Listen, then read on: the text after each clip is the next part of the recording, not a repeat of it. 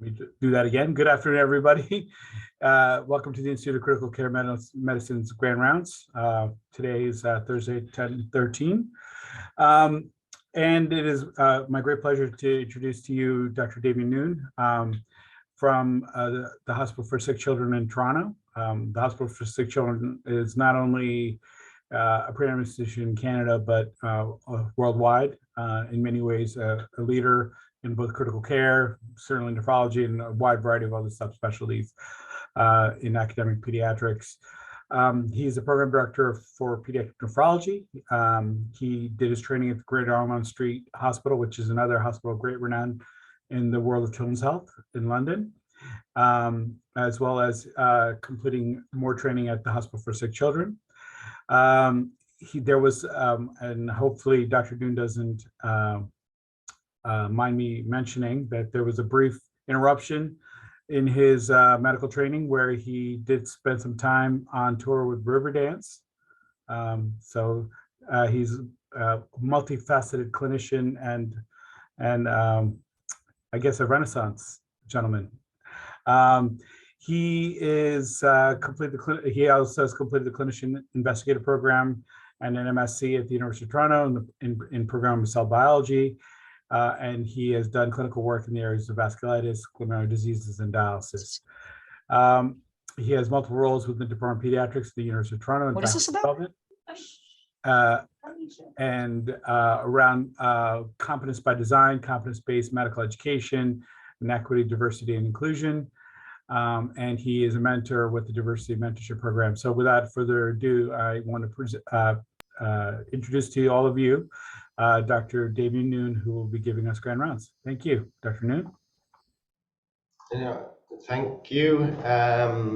Thanks very much. And also, you'll see on the in the attendance, Dr. Indra Narang, who's my sort of co-conspirator in all of this. And so I really want to thank Dr. Umesh for inviting me along to chat about some of the work we did. It got published in the New England Journal of Medicine Catalyst about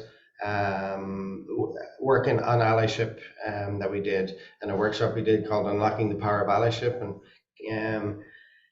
And he must have read it and felt it was worth hearing more about. So I'm here to sort of tell you a bit more about it and that. And so you heard a bit about me already, but I'm Irish. I'm an international medical graduate.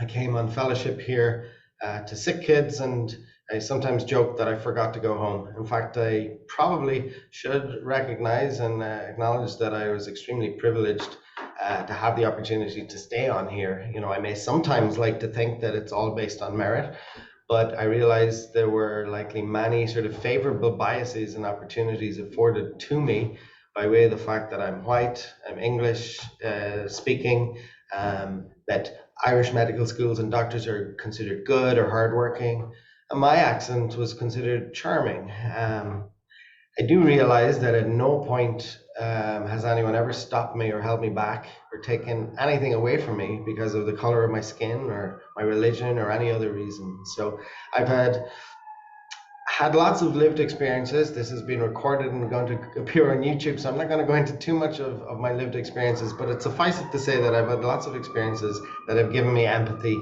and made me want to stand up for people. You heard I was a dancer. I was, you know, Irish dance, you used to wear a kilt. It was long before Michael Flatley made it sort of famous and cool. So a kilt was like a dress, and so you can imagine what growing up in small town Ireland was with that. And I'm a first in family to go to university, but really I'm the kind that likes to just stand up for people. I guess is the simplest way of putting it. So in Canada, we start by reading our land acknowledgement as a reminder of the fact that this land was taken from Indigenous people. And so I'll just read it first. So I would like to begin by acknowledging the land on which Sick Kids operates. For thousands of years, it has been the traditional land of the Huron-Wendat and Petun First Nations, the Seneca, and most recently, the Mississaugas of the Credit River. Today, Toronto is home to Indigenous peoples from across Turtle Island. Sick Kids is committed to working towards new relationships that include First Nations, Inuit, and Métis peoples, and is grateful for the opportunity to share this land in caring for children and their families.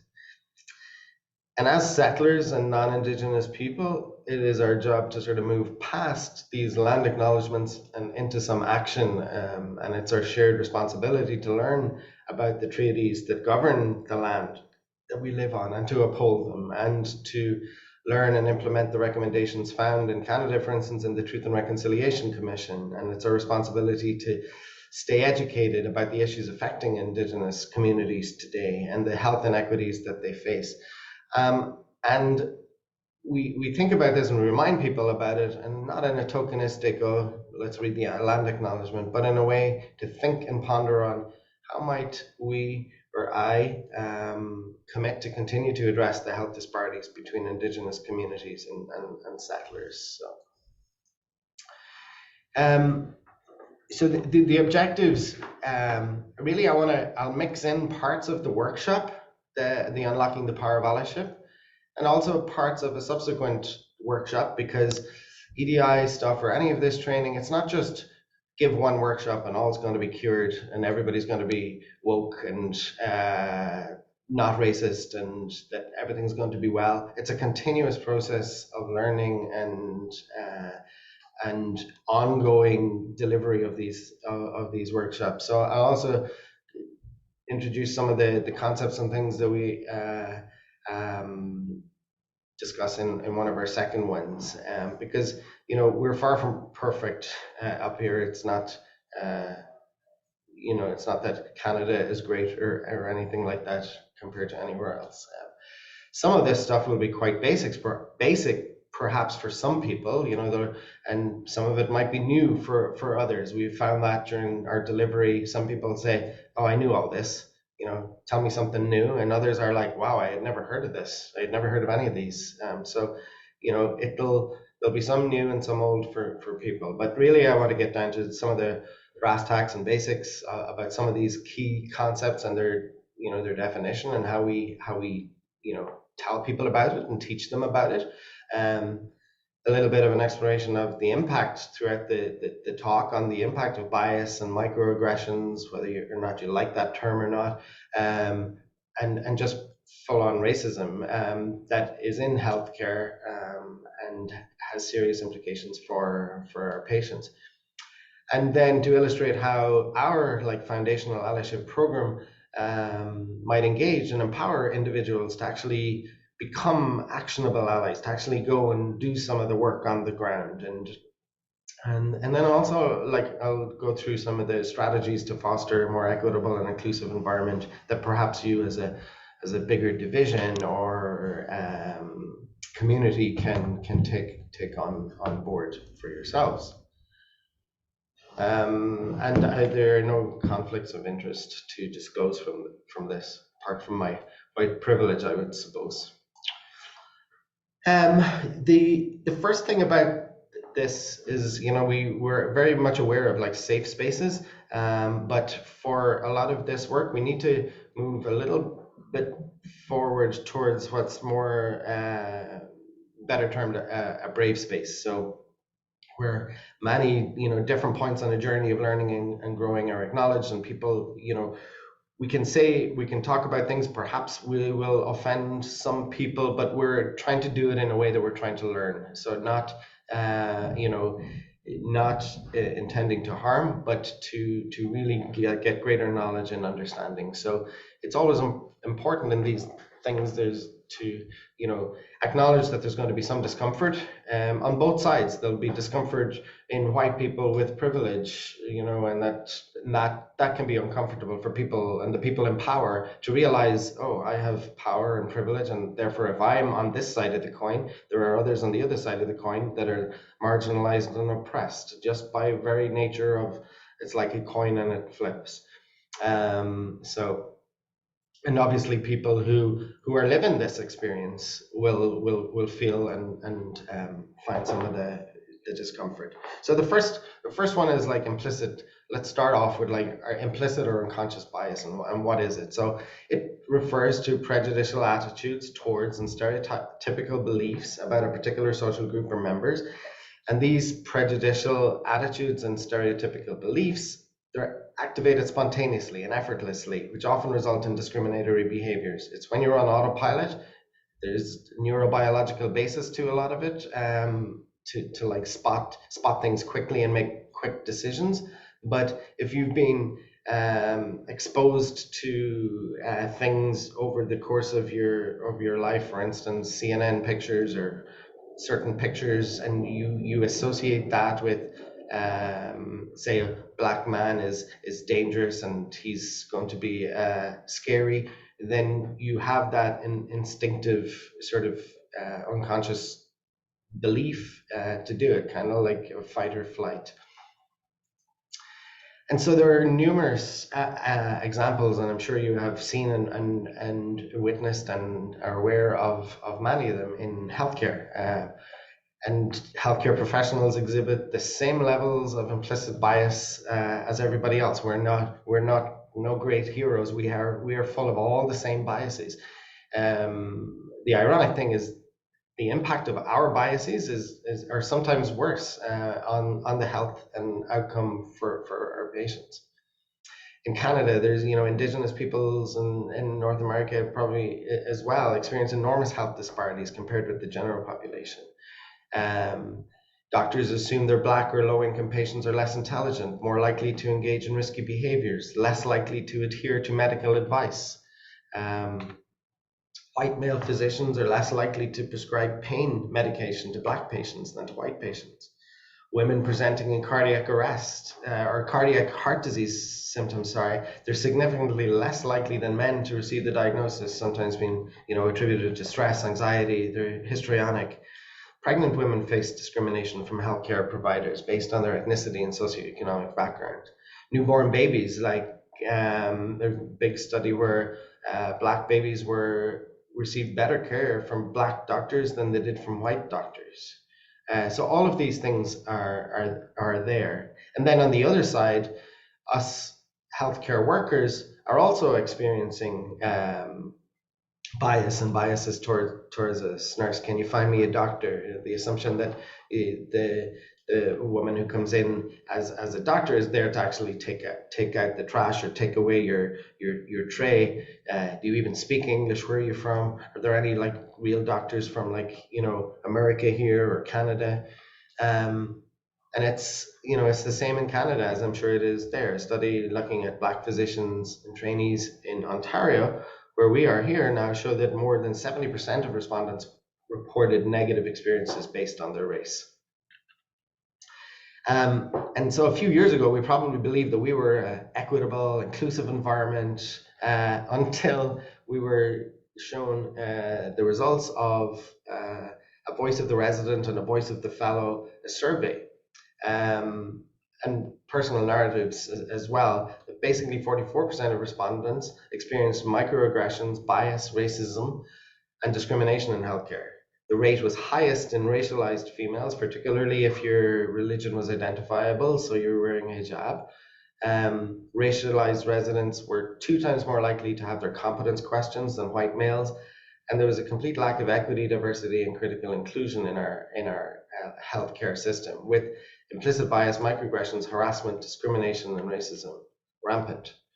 And what does all this do? Well, lack of inclusion leads to low morale, isolation, disengagement, poor mental health, burnout, and an impact on the quality of care delivered by these clinicians to their patients.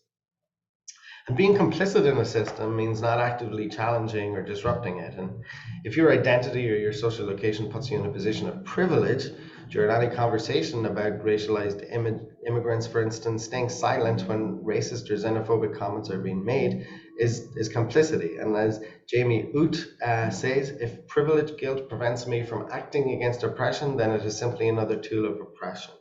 And we cannot be sitting by just watching this. And that was what happened at Sick Kids. There was that, the report of the Voice of the Resident, There was George Floyd murder, along with all the COVID happened. There was anti-Asian hate. There was just this absolute groundswell of stuff needs to get done.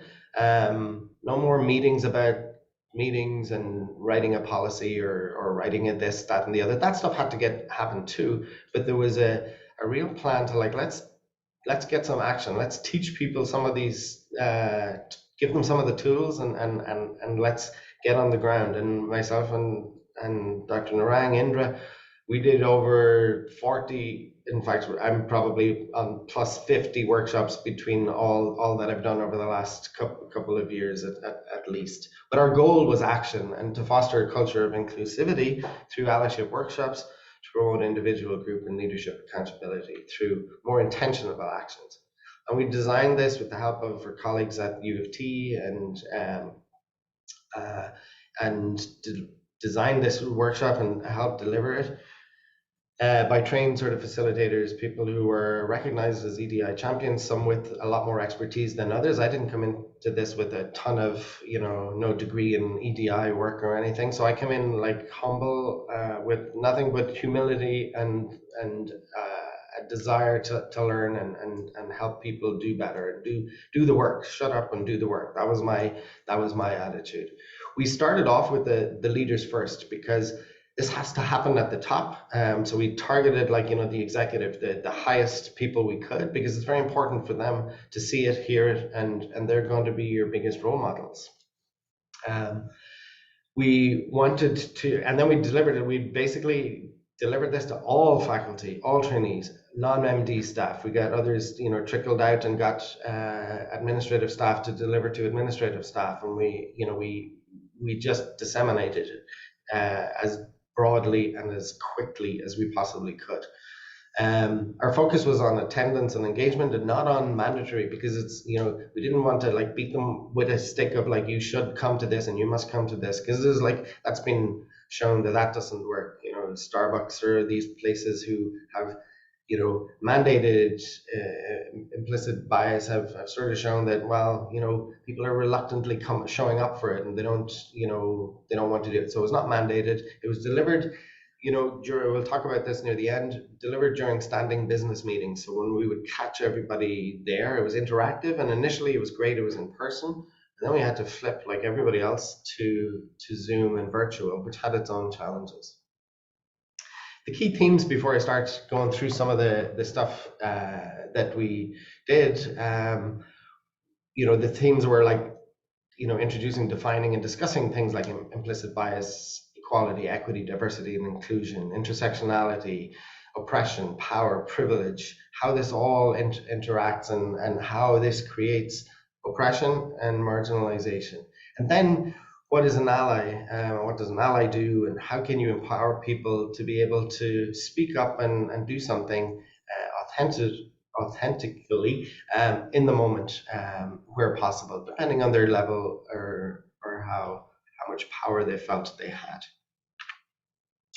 So this is some of the work from our thing. So we, equity, it's fairness. It's giving everybody, what they need, a piece of that pie that they need, everyone getting what they need in order to be successful.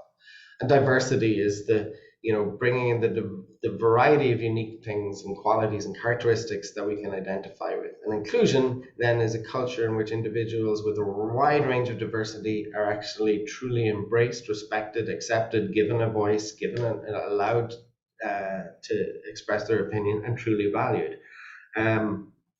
Verna Myers described it as diversity has been invited to the party and inclusion has been asked to dance. And I always like that one, because can never go to a party without having to dance, especially an Irish wedding. But anyway, this nice simple view of diversity has been invited to the party, inclusion being asked to the dance, has also been challenged. There's a person called Daniel Jude who has challenged the notion and sort of suggests that maybe a better version is diversity is invited to the party, inclusion is dancing, or better, diversity has been invited to the party, inclusion is choosing the music, or diversity is going to a party, inclusion has been a member of the party planning committee. So it's, some of these things are simple, but we need to think more deeply about them.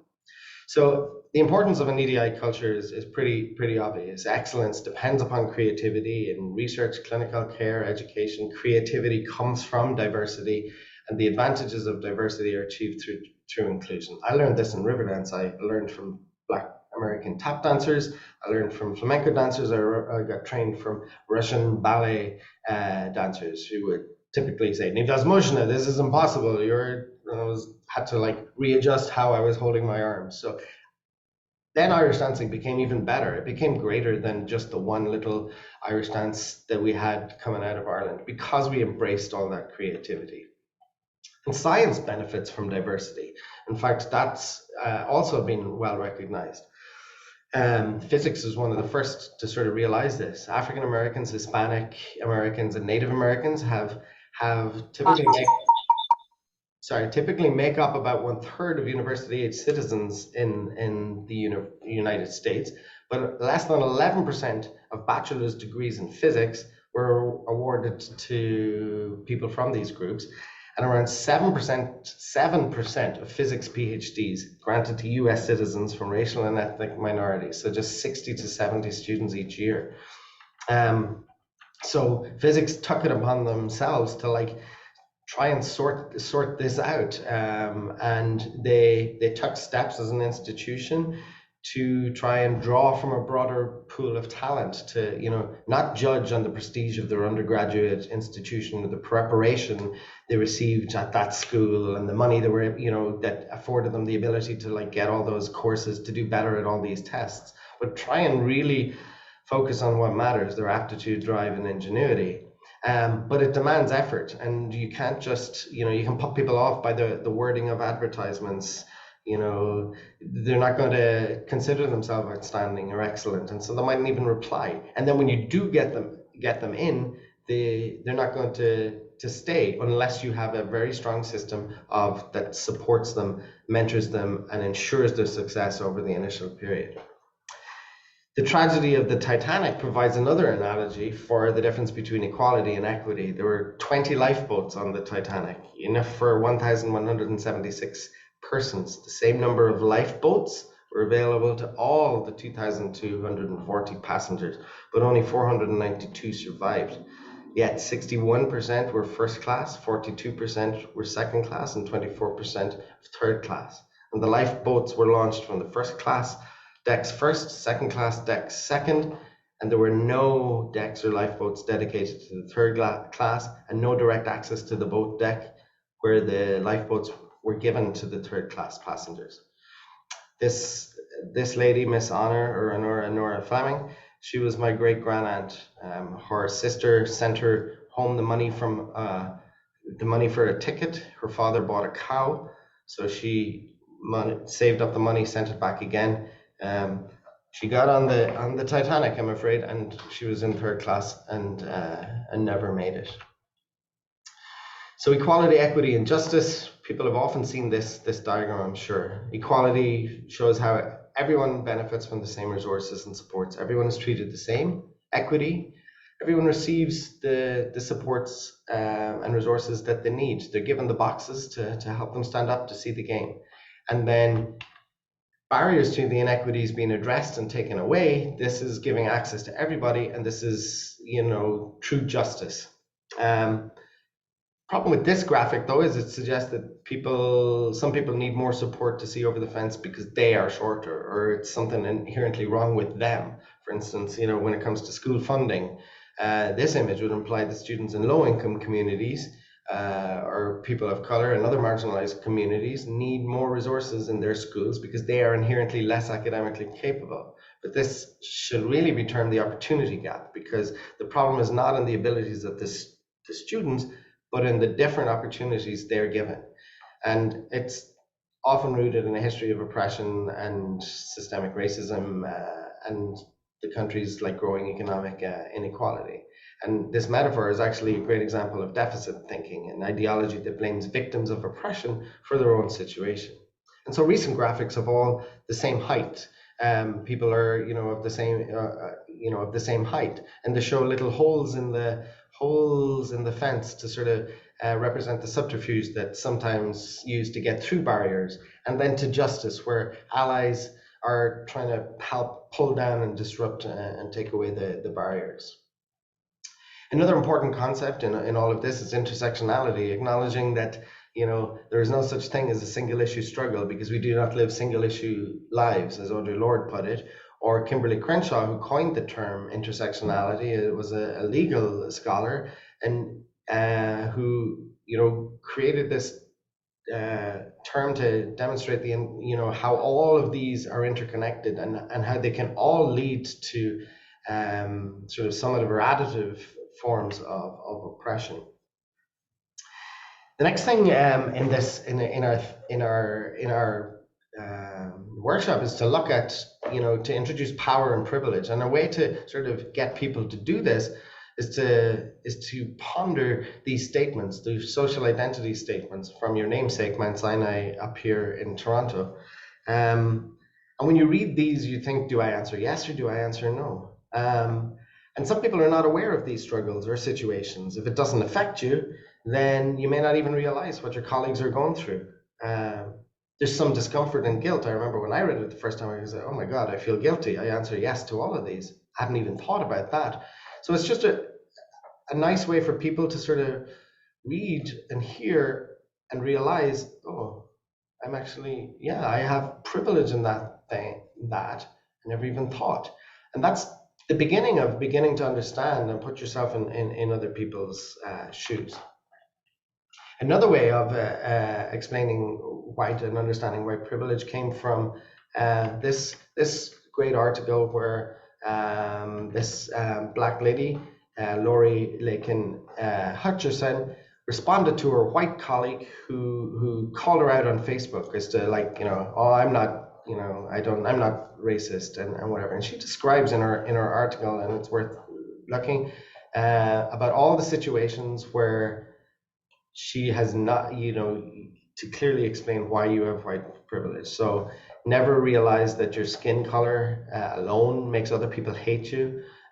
Nobody questioning your intellectual capabilities just because of the color of your skin. Never being on the receiving end of the assumption that when you achieved something, it's only because it was taken away from a white person who deserved it and you were given it. And never had to mask the fruits of your success with a floppy-eared, stuffy bunny rabbit. Her boyfriend or partner and then future husband had to put a floppy-eared, stuffed bunny rabbit in the back of his car in case he was stopped by the police driving a nice car under where they would make the assumption that he had stolen it.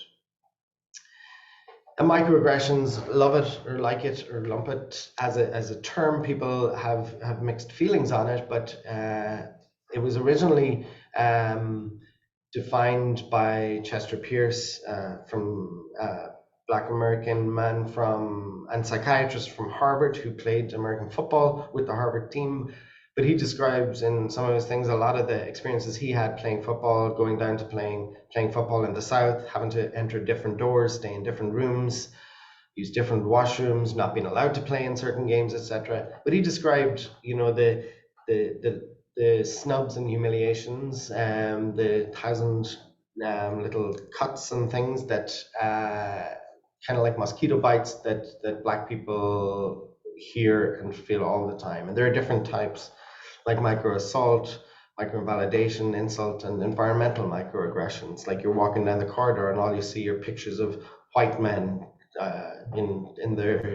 on the wall, or you don't see, you know, in the clinic pictures of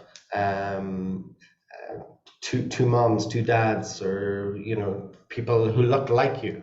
You know, the where are you from? No, where are you really from? To, like, you know, the passing you the key to park the car, or expecting you to, like, take out the trash, or just not, you know, just these are all the little snubs and humiliations that people experience all the time. And so with that, we begin to start introducing who's an ally then, or what can one do with that? And so an ally is is any person that actively promotes to advance the culture through the culture of inclusion through intentional, positive, and conscious efforts. There's someone not experiencing discrimination at that moment. That doesn't mean that you may not have experienced discrimination. And as I said, people who have experienced discrimination may often have more empathy and realize it and spot it. They acknowledge how they participate in oppressive systems. Because I'm here, I've taken that away from someone else. They realize the impact of these microaggressions and discrimination and oppression. And they recognize their own power and privilege and support the rights of marginalized people. They go further, they do their own research and learn about the history of the struggle in which they're participating. They get those books and they start reading them. They don't ask Black folk to explain, oh, why is it racist? You go do the reading and learn yourself. Acknowledge how they participate, work together, use their privilege. Like I said, I realized that I had a ton of privilege, and now I'm the program director, and I make sure that every one of my fellows, no matter where they come from, get what they want and they deserve, that they get proper mentorship, whether or not they speak English, come from a good, perceived good university or whatever, because if you don't actually do this, you're not actually using your privilege to help out. And then we're not perfect. You got to listen and accept criticism, even when it's uncomfortable. They act, they speak out, and they advocate, and they learn how to provide feedback and practice doing so at every opportunity. And a true ally regularly listens, supports, and self-reflects. And it's not an identity. It's about taking action. And then it's really important that allyship is real. It's authentic, and it's not performative. It's not the on Twitter this sign or this or the hashtag this and turning your Instagram account a color or a flag for a day just to be performative. It's real. It's not like the donating to charity and then telling everybody about it. It's much more authentic, as you can see there in the little cartoon. And so, as I said, our workshop, talks about putting allyship into practice, right? And so how do we do it? So the way we do it is we go through some case studies. So I'm going to take you through some of them and some of the points that we discuss. So the first, you're asked to sit in the selection committee. There are 8 males, 2 females. You're one of the male committee members. As the selection committee discusses the candidates, you notice that one of your female colleagues makes a suggestion. It's immediately ignored. A few minutes later, a senior male colleague makes the same suggestion with uptake and positivity around that comment. Just so you know it wasn't a fluke, the scenario is repeated once further. So what are some of the ways you could address what is happening? And if you're the individual being marginalized, what do you wish an ally would do or say? So in this, we talk about, and I'm sure lots of you have been in this situation. It's not always males and females. It might be a lot of ICU physicians and 1 or 2 respiratory therapist or a nurse practitioner or a fellow or a resident, or someone tries to speak up and they just get ignored. So we talk about amplifying the voice of your women colleagues. In fact, we introduce shine theory. So shine theory was talked about in the Obama administration, when the women stopped sort of fighting with each other, but tried to amplify each other's voices to make sure that they were being heard and not overlooked, and worked together. We talk about what the chair could do. Why isn't the chair creating a space where everybody can have a voice, everybody can speak up? We talk about the power differentials. Say some people might go, oh, well, I'd be afraid to say anything in the moment, but then for them, you can always say it to that woman afterwards. I think you were kind of ignored there, and sort of validate it, and then and talk about it. And you also got to think about the perspective of the person being snubbed. Are they going to want you to sort of start speaking up for them and embarrassing them further in the situation? But most often you want people to say, yeah, so as as she said that, she already said that. I wonder, do you have any other good ideas? And it's important for the chair to be aware of this. We had occasional funny answers from chairs going, "Oh, I would be too busy, sort of running the meeting to probably notice and realize." Not good enough, right? Our second example that I'll share with you is you're the attending staff and you're about to start rounds on the unit with a black female resident. Before you go see the child, the social worker and nurse involved in the circle of care takes you aside and informs you that the child's mother does not want a black doctor looking after her child as she does not trust them. And you're faced with this. So how are you going to handle this? So in this kind of one, you're thinking about, well, I got to target that social worker and nurse for some education. If they sort of said, okay, let me see what I can do, and I'll come out and I'll sort this out for you, right? Were they complicit in this? Were they able to do something about it?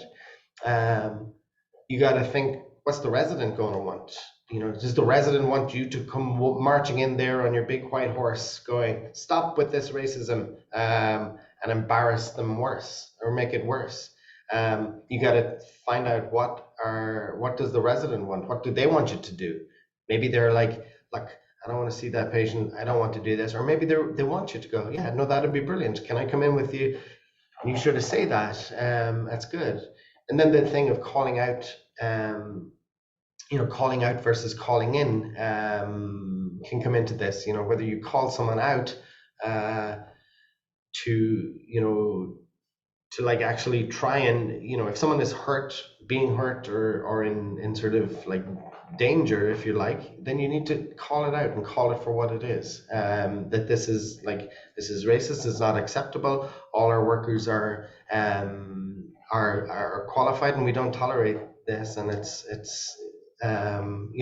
versus the calling in, whereas where are you coming from that and trying to sort of see, can you sort of educate and reframe how someone is thinking they're doing things.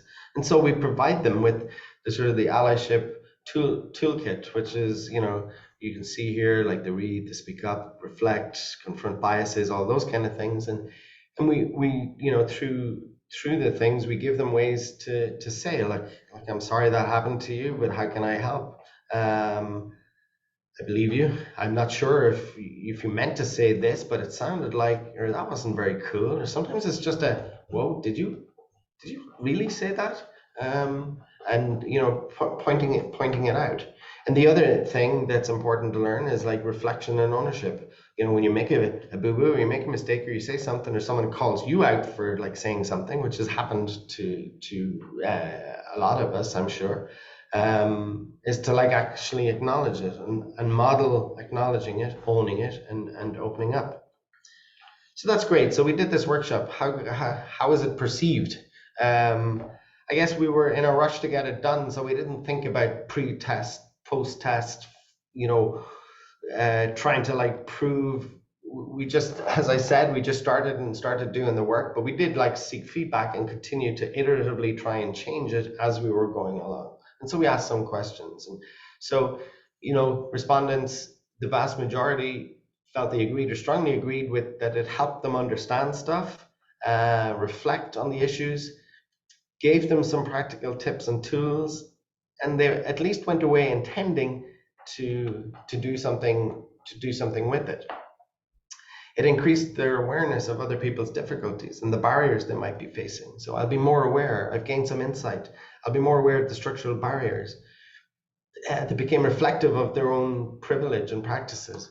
So I'm going to reflect on some of my practices, reflect on my own actions and statements. I'm going to try and watch out for microaggressions and check my privilege. There was a commitment to action in the future when faced with similar situations, coupled with a sense of empowerment. So I'm empowered to speak up when I witness. I will be more likely to speak up. I'm going to be more mindful who is speaking up in meetings, who has a voice at the table and who doesn't. Be more assertive, be mindful, work harder. I intend to, work on identifying and exploring. And then what are some of the perceived barriers to being an ally? So this is important. The fear of causing embarrassment or discomfort to others. on both sides of microaggressions is a strong force to reckon with. The main question to me is, how much does the institution allow us to call out inequity, racism, and discrimination?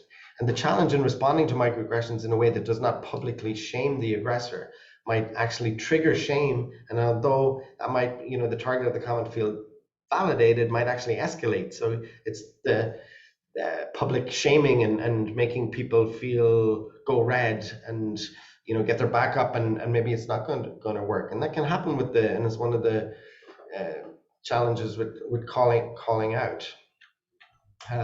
So it wasn't some of the challenges I mentioned. Flipping to Zoom was obviously a challenge, but there were challenges and limitations that were pointed out to us through some of the the things, and as we experienced, one of the things we had to battle was that this is not just institutional tokenism. Oh, it's time to run it out, and we were trying to do these in 60-minute time slots.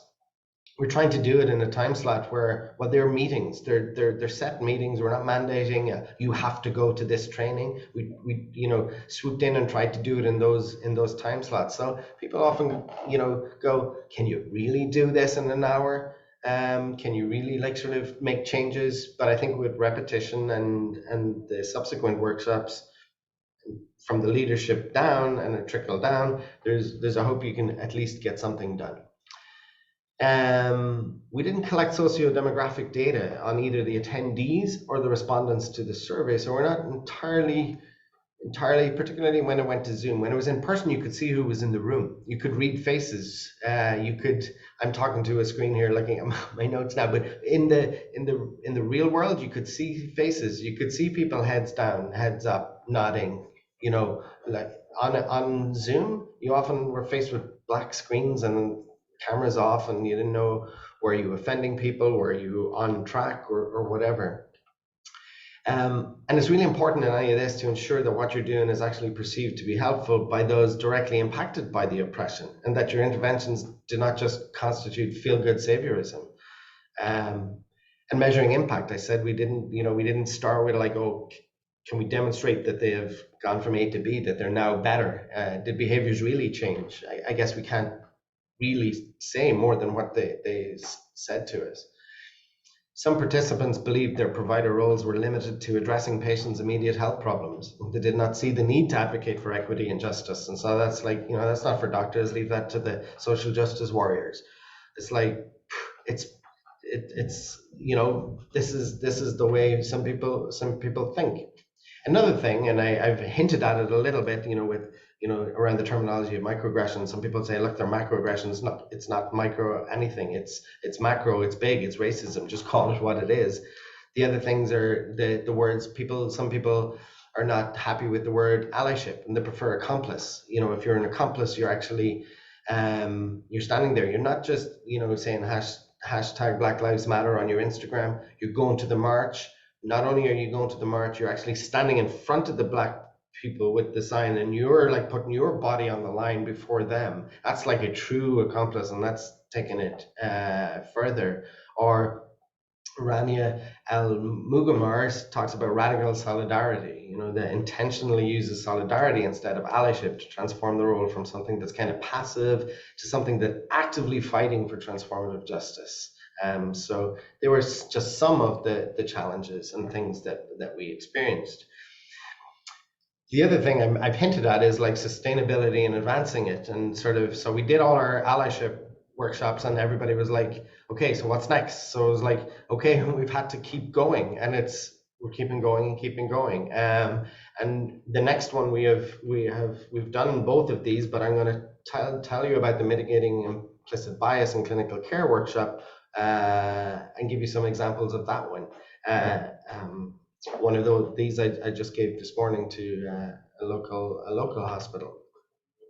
But let's start. The mother, a white woman and a Crown prosecutor of a child in the pediatric ward, gets angry, starts shouting at the nurse, tells the resident to get out, and demands to see the staff doctor. Heads will roll if I don't get answers, she screams. I know your CEO, and he will be hearing from me. The resident immediately pages the staff physician, who hurries from their office to the ward to see the mother to try put out the fire. The father, a black man, currently unemployed, of a child on the pediatric ward, gets angry, starts shouting at the nurse, tells the resident to get out, demands to see the staff doctor. "I will knock someone's head off if I don't get answers," he shouts. The resident immediately pages the staff physician. He says, "Just call up Code White. I'll come by when I get a chance. I'm done with this guy." Code White is the call security that happens.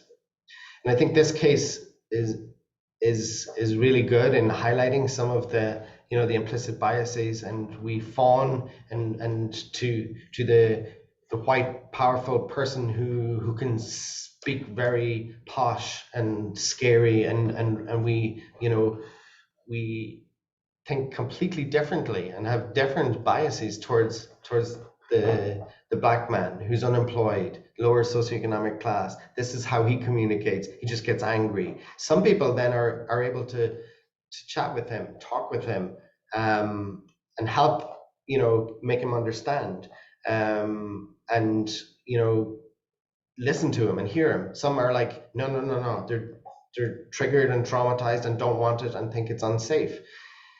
That creates situations where they don't want to look after him, don't want to look after his kid. They don't want to go in there and see him. So it invariably ends up that the kid gets worse care. Mistakes happen. Then the dad is angry. I need to talk to someone. And you find yourself in this circle all the time. Another example we use: an infant is born prematurely. The infant is indigenous from a northern community, deemed to have dysmorphic features, given a presumed diagnosis of fetal alcohol syndrome, because the staff physician goes, "Oh, they're indigenous, they're First Nations, mother's probably alcoholic. This kid's definite case of fetal alcohol syndrome." Also brings up some of the points of dysmorphism. There's a lot of inherent racism in dysmorphism and some of the language of it, stuff. Some of it, perhaps originates with some, describing what is the perfect face or the perfect thing, and describing how it varies from it. So it's full of bias. And the third example is: a teenage boy with sickle cell anemia is admitted on the ward with an acute sickle crisis and severe bone pain. He's yelling out, looking for morphine. The pediatrician is reluctant to give it and says he regularly exhibits this kind of narcotic-seeking behavior, and if we don't intervene now, he's doomed as an adult. And so it's important to have the tools, as I said, to deal with these implicit biases, because if you're dealing with these encounters with patients, and they're often called difficult patients or challenging patients, they don't want to do what you want them to do, they won't adhere, they seem to be just on a different map of the world, and this creates increased anxiety and avoidance. I've had patients that I don't want to, I get nervous and I get anxious about having to see them. You're like, oh my goodness, I know this is going to be conflict, I know this is not going to be good. A good encounter. We withdraw. We don't want to see them for too long. Or the other extreme, there's overcompensation, being overly friendly, which could be perceived as being not genuine and authentic. It's like trying to be cool with a teenager, and they look at you, you're not cool. Stop trying to be cool. It's very similar to that. And in terms of our mitigating bias toolkit, we try and teach people to be mindful, and if you're running around stressed, burnt out, overworked, you're running on autopilot. Everything is that quick, rapid fire decisions and reflexive, and that is exactly how a lot of what we do in medicine is, and that is triggered and by a lot of biases. Individuation is to make a conscious effort to evaluate others based on their individual features, not on stereotypes. They're this, so that means they're this is the way they're going to behave, or they're this and that's why they're not going to adhere to their medications. You got to institutionalize equity and really create a culture of diversity. Got to have a growth mindset and sort of learn. You're about to say, oh, are you and stop yourself and think. Be aware of your implicit biases. Do that Harvard implicit association test. Oh my goodness, that'll give you an education if you think you are not biased. No matter how you try, it'll catch you out. You know, it'll show you your biases right there. And reflect and introspect, and reflect on what you're hearing and take ownership for how that's unconsciously affecting your own biases and prejudice when you're watching the news, when you're listening to people talk, and educate.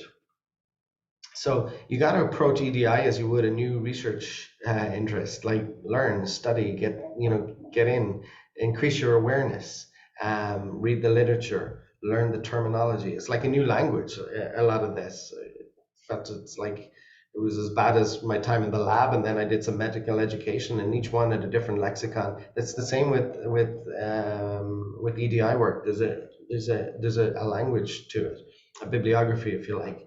You got to know that you'll be making mistakes, but be willing to learn, speak up, be engaged, promote stuff. Don't reply with denials or rebuttals, and try and use some of these tools. And recognize and accept that marginalized colleagues will have different experiences from you. At a bigger level, you can foster dialogue and discussion and educate one another best practices. The fact that one of your leaders invited me to come along and share this with you means that there's a desire to to take this kind of stuff on and do it, which is good, and take ownership. Share your introspection with colleagues. We chat about this all the time. We have a big group of us who are like sort of do some of this work, and we chat about our experiences and things, and I learn from each one I do. Bring EDI into the discussions of case rounds and whatever. Reflect on the information that you're hearing. You need leadership support. Your top people need to be the top brass. If they're not on board, it's very hard. You need all those on board. This is some of the stuff we did here. As I said, we developed the toolkits. We're incorporating a thing that performance reviews are looking and including some recognition for equity and advocacy work. That it's encouraged, if you spend a lot of time trying to do this, that you get recognition for doing it, that it doesn't all just have to be like publications and grants, etc., but this kind of important work, that it's recognized, not with the clap on the back and well done, fair play to you, more that that it's truly recognized and valued and supported. Dr. Narang implemented standardized inclusive recruitment. We present things at morbidity rounds, have an annual diversity day with a We All Belong event, and even introduced in the last 2 years annual equity and advocacy awards at the departmental level to truly acknowledge and recognize those who have done it. Personally, you can, as I said, approach it like a research, accept that people are different, read, be an ally, be vocal, and support stuff. Collect your own specific data there, which you're in Mount Sinai and New York. Engage in these workshops like you're doing right now. Look at your recruitment practices and make EDI a core. Discuss EDI at clinical rounds, morbidity rounds. Interview your trainees, your residents, your faculty, especially ones that are leaving or whatever. How was your experience here? And bring EDI principles into all educational curricula. Reimagine anti-racism as a professional competence, not something that's not for doctors. The University of Pittsburgh School of Medicine class of 2024, they entered med school in 2020, and as they started, they made they changed up the Hippocratic Oath for better. And so really, we hold the power to stimulate positive cultural and transformational changes, us in the power, and so it's upon us to do it. I have to acknowledge all those people. Our leader, my leader, Meredith Irwin, Dr. Indra Narang, who is the associate chair for EDI and faculty development, and lots of others who have helped the Office of Inclusion and Diversity and Department of Medicine at U of T. So I'll stop sharing there, and I'm sorry that I went on for so long. Thank you, Dr. Noon. Lovely presentation. Any questions, guys? Well, Thank I'd you, like- Dr. Noon. Please place your, could you just raise your hands so we can just call on you? Thanks.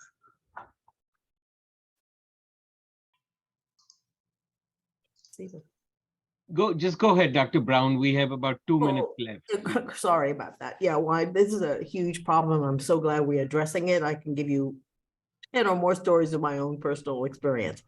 But given what you've described, though, what have you been able to achieve where you are, and how long did it take? Because you have to have buy-in from everybody, especially administrators. But I just wondered, you know, you can Hello. organize and do all these things, but have you looked at the Hello? impact of what you've done so far? Yeah, so that's one of our biggest weaknesses, if you like, or limitations, is we have not been able to prove impact, and that's, you know, we're still doing it. We have buy-in from leadership. As I said, leadership were completely on board, supportive of it. We've delivered multiple workshops and a series of workshops and other ones as well. We're going to have to wait until the voice of the resident comes out again, you know, to see if there's any, you know, improvement. And our reports, you know, there's loads of surveys about discrimination and harassment that all our workers take. But yeah, I don't know. Do you see it in your patient quality of satisfaction assessments by any chance? Yeah, so hopefully, that's another way that it'll hopefully become apparent. Yeah. It's really hard to change established habits. So hard. Yeah, we live in. It's on such an unconscious level. Yeah. That's what's hard, and bring awareness out without creating hostility is really hard, because the minute people feel criticized, the shield goes up. And so it's how to criticize or comment and be constructive. And do you have a little algorithm for that? I'll use any hints I can get.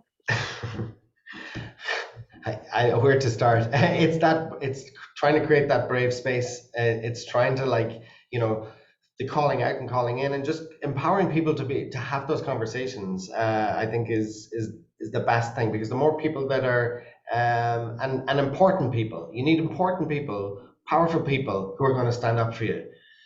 You know, and that then the other people below that see that, oh well, you know, they spoke up and speak up. Yeah, but it's a challenge, because you're facing it from all angles, from patients, from colleagues, from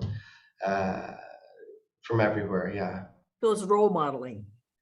I think role modeling helps, especially if it's coming from leadership, and yeah, and giving people some of these tools, like, you know, how to, like, address it, because yeah, you're right. People do get their backs up. They do go red. They want to save face, and you're right about that. Thank you.